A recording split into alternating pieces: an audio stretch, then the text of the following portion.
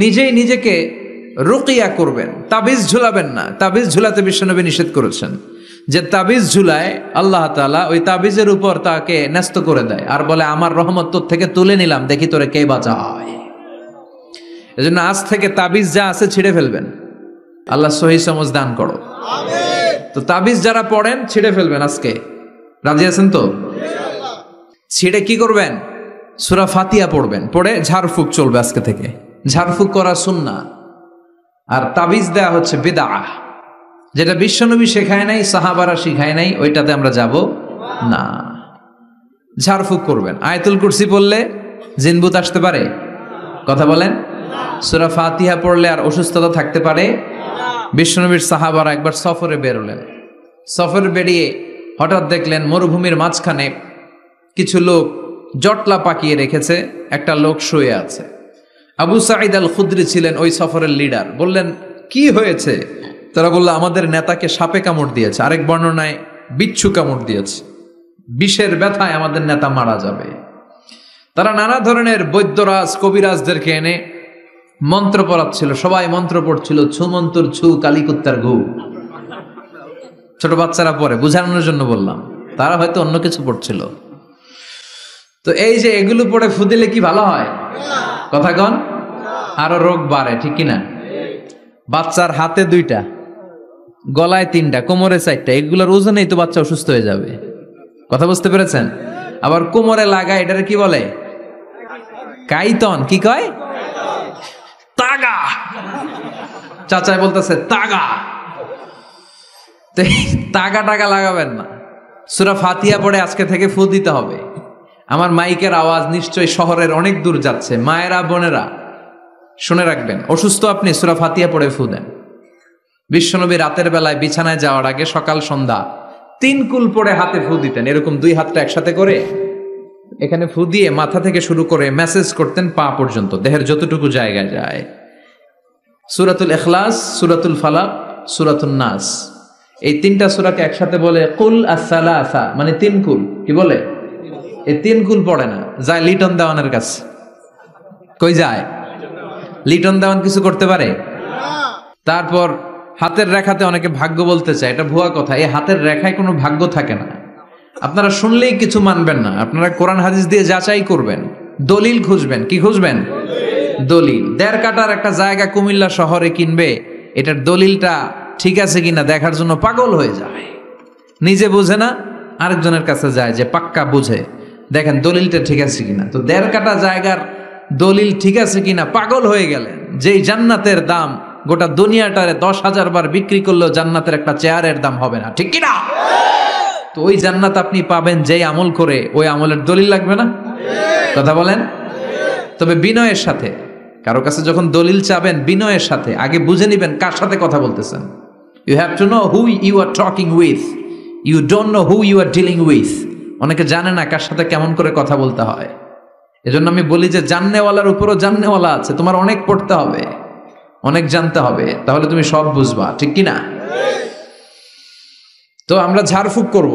আবু সাঈদ খুদরি বলল এই ছুমন্তর সু কালিকুত্তার ঘু, এটাতে কিছু হবে না। আমার কাছে এমন জিনিস আছে, এটা দিয়ে ফু দিলে ভালো করে দেয় কে? সবাই বলল তাহলে আমাদের নেতাকে ভালো করো। আবু সাঈদ খুদরি বলল তাহলে আমার ছাগল দিতে হবে, 1 পাল ছাগল। ওরা রাজি হলো।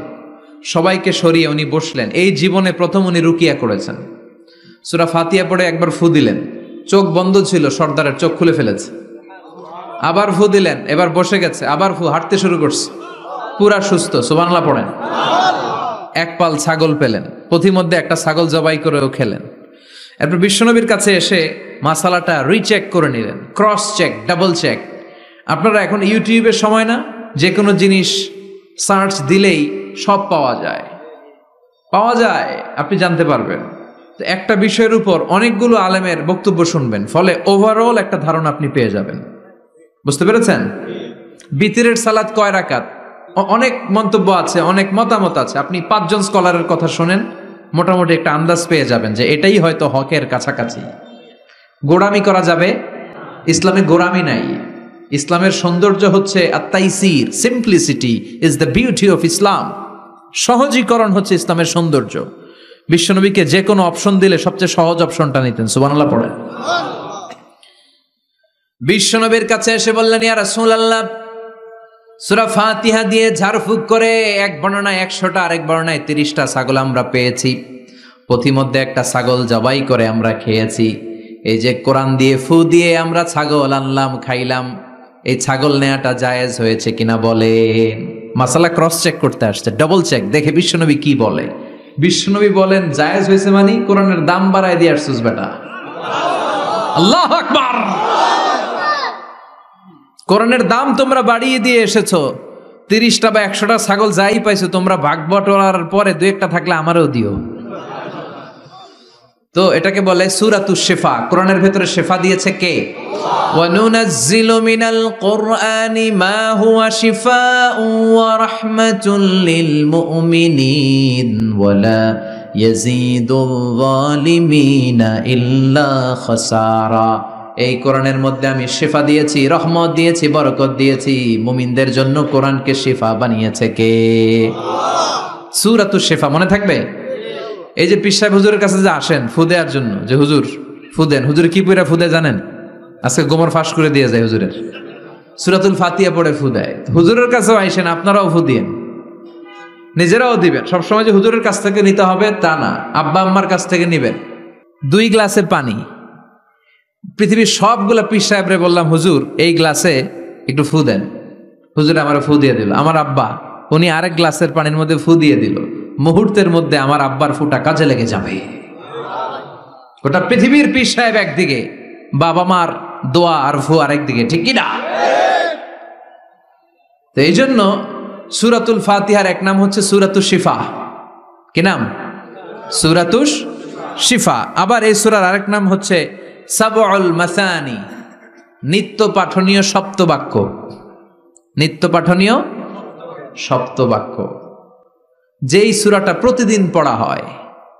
রব্বুল আলামিন বলেন, ওয়ালাকাদ আতাইনাকা সাবআম মিনাল মাসানি ওয়াল কুরআনাল আযীম। ও নবী, আমি আপনাকে নিত্য পাঠনীয় 7টা বাক্য দান করেছি, সাথে সাথে কোরআনে আজিম দান করেছি। সুবহানাল্লাহ।